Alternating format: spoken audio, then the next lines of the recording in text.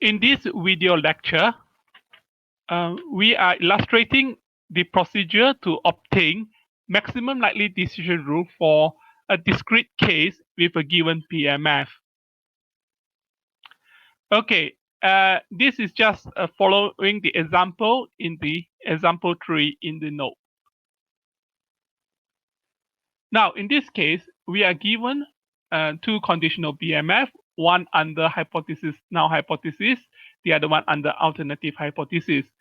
So the conditional probability given H naught is a Poisson distribution with a parameter of lambda naught, while the conditional PMF given H1 is a Poisson distribution with parameter lambda 1. We assume here that lambda 1 is larger than lambda naught, and this is an important thing we have to consider when we solve the problem. So the next step we want to do now is to obtain the maximum likelihood decision rule. To start obtaining the maximum likelihood decision rule, we start off by stating a decision. It doesn't matter which decision it is, but for our example, we decide using H naught. So we decide H naught is true if probability of y equal to I given H naught is larger than or equal to probability of y equal to I given H1. Of course, you can decide H1 is true. If you do so, we have to write the probability of y equal to I given H1 is larger than probability of y of I equal to I given H naught.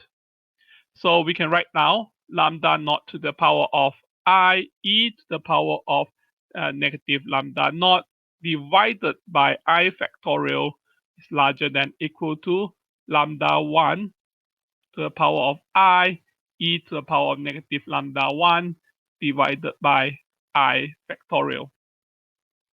The I factorial can cancel out. Now we want to shift the exponential to one side and the term with i's to the other side. And I make the decision to shift the exponential term to the left-hand side while the term with I to the right-hand side for a certain reason. Let us show that e to the negative lambda naught multiplied by e to the power of lambda 1 is larger than equal to lambda 1 to the power of I divided by lambda naught to the power of I. If we simplify it, we get e to the power lambda 1 minus lambda naught is going to be larger than lambda 1 over lambda naught to the power of I. So to obtain I now, we have to learn both sides of the equation. And when we learn the left-hand side, what we get here is lambda 1 minus lambda naught. Y on the right-hand side is going to be equal to I times ln lambda 1 over lambda naught. Now, let us look at this. This is going to be quite interesting because we notice that since lambda 1 is larger than lambda naught as what we have assumed in the beginning of the question, we know this side of the equation is positive.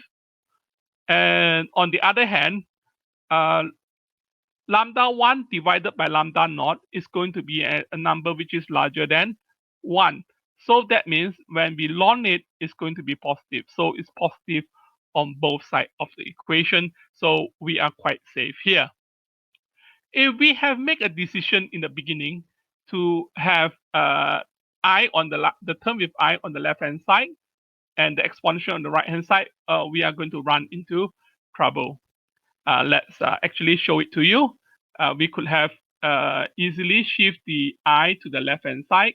So we got lambda naught divided by lambda 1 to the power of I is larger than or equal to e to the power of lambda naught minus lambda 1.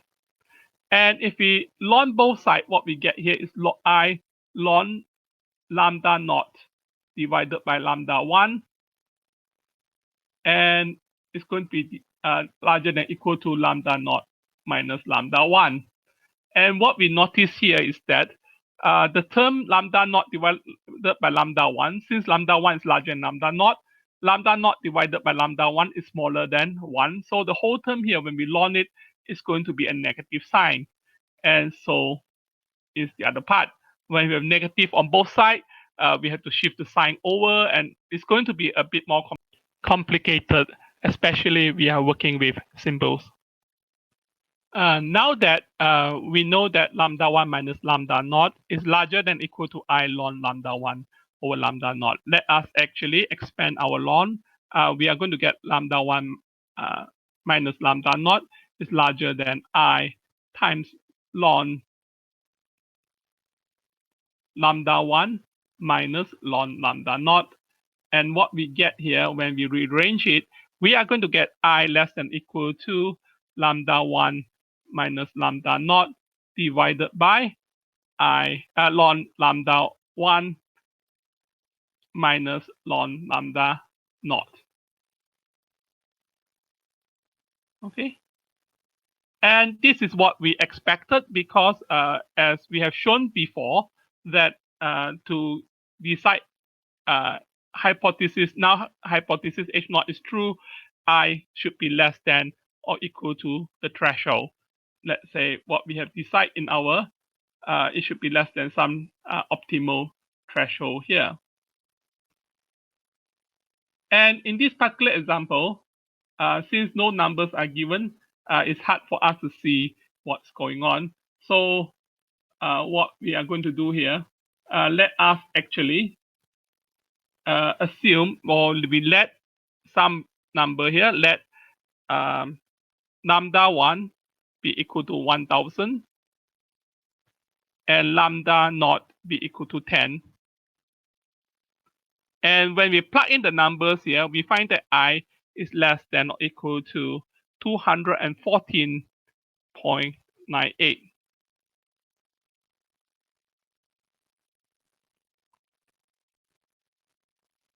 Since we are dealing with discrete numbers here, and our range of numbers is between 1 to infinity, they are integers, so we can write I actually be less than or equal to 214 when we want to decide H naught is true. Okay, so this 214 here is our threshold, optimal threshold. Of course, we can simplify this by writing I less than 214. Then we let H naught be true. But when it's larger than 214, then the hypothesis H1 is true. So thank you.